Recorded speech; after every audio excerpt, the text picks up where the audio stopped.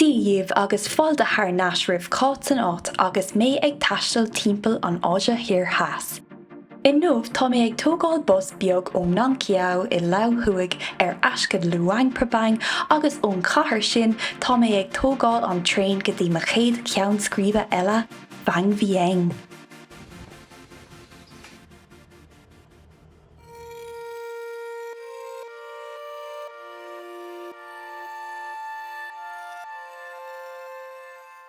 Díomh gach aine agus fáilte go Vang Vieng. Tá mé anseo sa príomhchathair eachtraíochta san Áise Thoir Theas. Tá anna cuid le déanamh anseo is féidir leis Balún te a thógáil, paramotoráil, cad eile kayakáil, anna cuid ar fad. Ach an nómh, tá glúisrathair go arís agus tá mé ag dul chuig cúpla lagún. So tá 3 príomh lagún timpeall na háite anseo, lads, tá na bóthar garibh. Féachaint seo tá a chuid cloch agus mar sin so tá mé ag dul go maol ar maidin agus tástúil gom gur fiú é. Fáilte gach aine go dtí an lagún gurm iver a dó. So seo an ceann atá anna oscailte agus an ceann nach bhfuil catínta I néachar comá. So ní hagan anna chuid daoine anseo I gcomparáid le iver a hain agus iver a trí. Agus mar dúirt mé hena féin tá 3 príomh lagún timpeall Vang Vieng anseo. Tá sé trónóinis agus fécinn sé fíorheas. So tá míad ag tanúla dul seach san iscenis seo é líra. Agus tá míad anna henis so tá míad ag tanúla dul seach.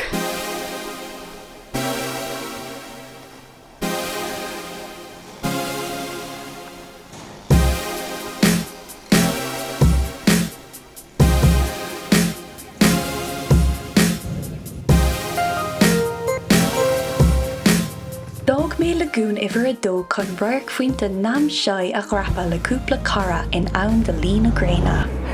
So tá mé I láir na huaire I láir an tútha tóga láir an tútha agus féicear le ba. Tá siad a láir an bóir agus na sléite an sin taobhíar dom lad tá ná seo. An muid faoin tútha san Áise Thoir Theas níl aon rud níos fearr. Dí rud bó?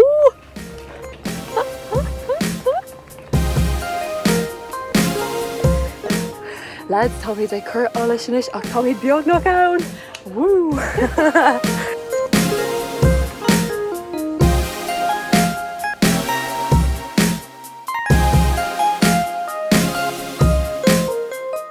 Seo é an roiir faointe, lads. Go háling ar fad.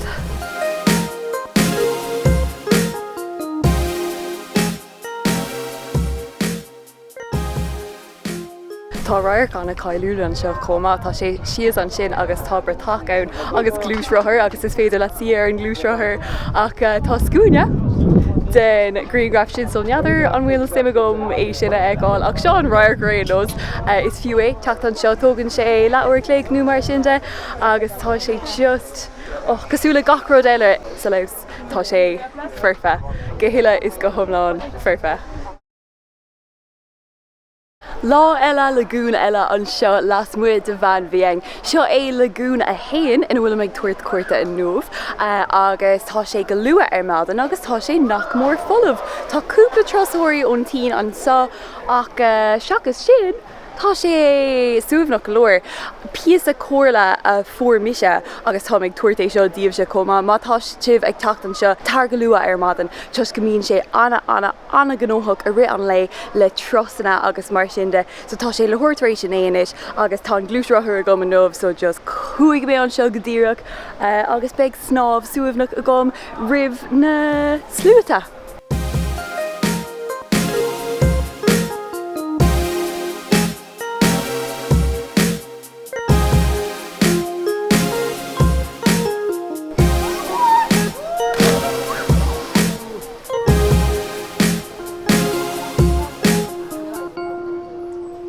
Is féidir leat ziplining a dhéanamh ar tros comá suas an sin fécinn sé fíorheas. De creta ó mia agus an tamas comá tífis tá sé cóséir tá sé 3,000 kip sin an targad an seo agus sin like euro 3 beidir? Euro 3? Tá creta. Lá eile ag tiomáint leis na roiirceanna do creata na sléite do creata mar seo timpeall arm. Oh, lads. Sé inis ceantas na rudaí gur bralum in áit nua cosúla Vang Vieng just té ag tiomáint ar an glúisrothair a mufainn tútha agus féic ar an saoil an fíorhéal atá i muis na sráidbhailte beaga seo. Oh, tá bhín rála. Chris mé an sin ar lagoon iver a trí lagoon gurm iver a trí agus seo an ceann ina bar le anna chuid daoine in a rá ag caint leis agus níl anna chuid daoine an seo éair mar tá sé i bhfad ó Vang Vieng é féin so caiigh tú glúisrothair chur chéas dú rud éigent agus tros fada tá ann 15 nóméid beidir ach tá sé go hálainn cosúbhnach.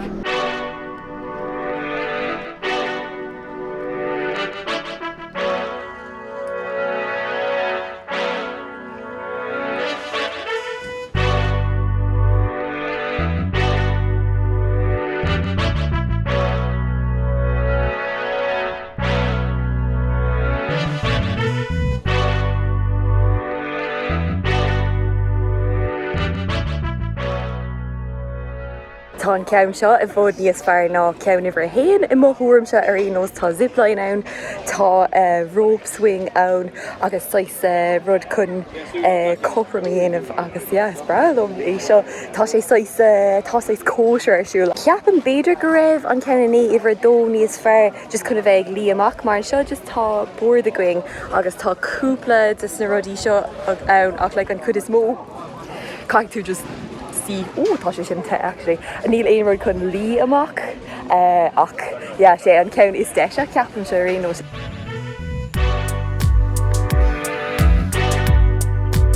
Tá mé inis ag iarraig uamh a aimsiú a bhfuil anna cóngrach den lagoon seo. Ceapan gur féidir leat snámh dhéanamh san uamh tá mé athra inis so níl mé chun bach le sin ach beidir rock mé seaachí ag mé cad an scéal ar nos. Ok, tá an uamh seo dúrcha agus níl tuairt anna bha agam agus deirtear go dógann sé uairclaigh chun dul tríd so nó ní doiglumm é mar tá agla ar an ribh na háisina beag mar sin ní bhraham go maith faoi a bheith in uamh ar feadh uairclaigh ach tá mé just ag drap a suas beagáín chun féachaint ar aon nos. Nadidir fiú cáil an dul a seach. Tá mé lár an duffer rís lads, lár an duffer. Tá Vang Vieng I lár an duffer. An seo I dúscart an leo. Spás anna bheag atá ann lads an uamh seo. Níl chun dhéanamh an uamh ach tá rairc faointe anna cóngracht an á seo comá so is féidir le siúlóid a dhéanamh ann in ionad an uamh an uamh.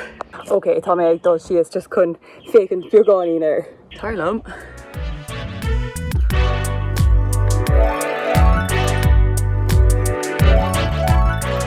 Oh my god. Okay. Beagnach. Egan, dul seach. Ceart glór féic ar seo, tá mé isteaganis a caiigh tú dul sios an sin. Tásúla gom gur fiú an roiir faointe seo. Níos mó dréimre a rís. Tá cúpla ceann ann dúirt cúpla duine an sin tríú cathair go dtí an bar, so ok. Braham go bhfuil go léir dréimre a déanta a gums na brúna hóige inis ar an bunkbed go bhfuil sé seo actually éasca go leor. Gach íthe, gach inne.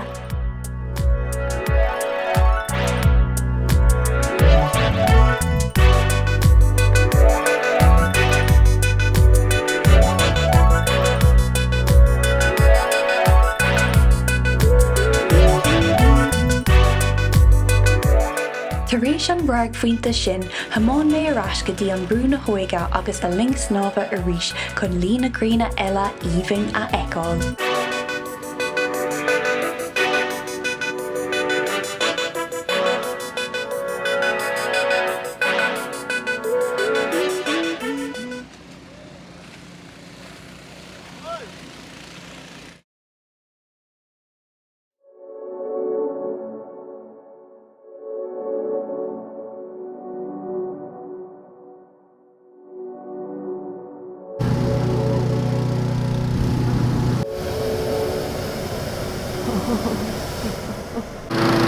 Seo é an ochar mad an gachcéad tá mé ag dul faoi ar Balún ar te.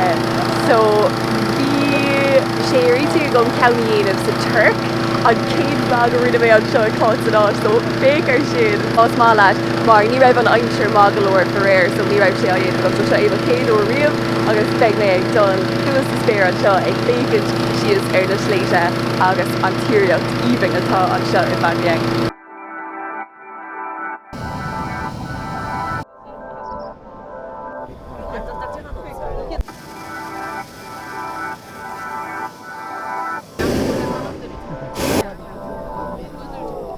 Bye.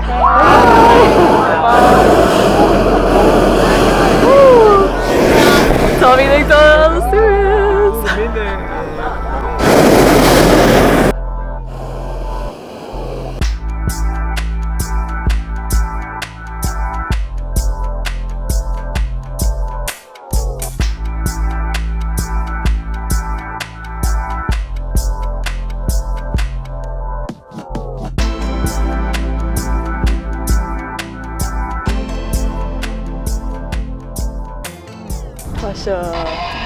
Docreita ó mí agus na Balún eile atá sa spéir comá just déanaan sé é déanaan sé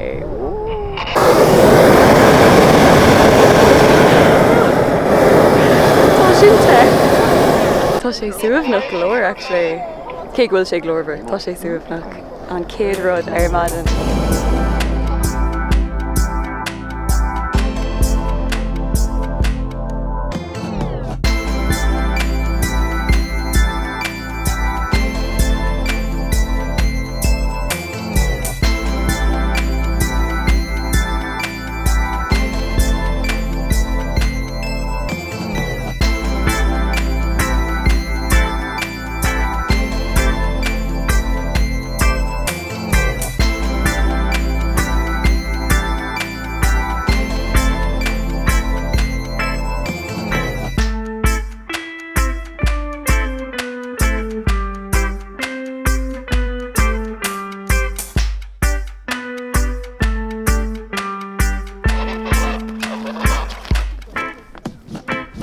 Féachaint sé cosúla Tommy ag dul seach an loch éigent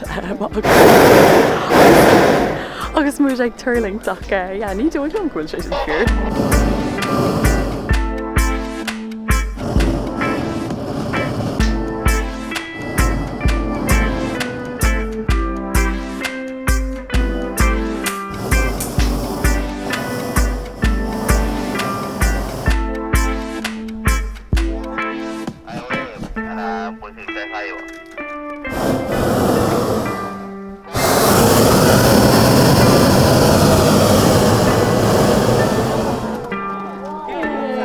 Ní raibh sé garbhan é chuir sin go hála coéasca. Well lads, tar éis an maidin docreita sin sa Balún airte. Tá mé ré chun sláán á áil go Vang Vieng. An baile é féin ní malum é chun an iarna rá. Tá sé saois sa lách anna gnóthach le trosthóirí agus mar sinnde agus just ceapan go raibh léithanta níos fearr an seo.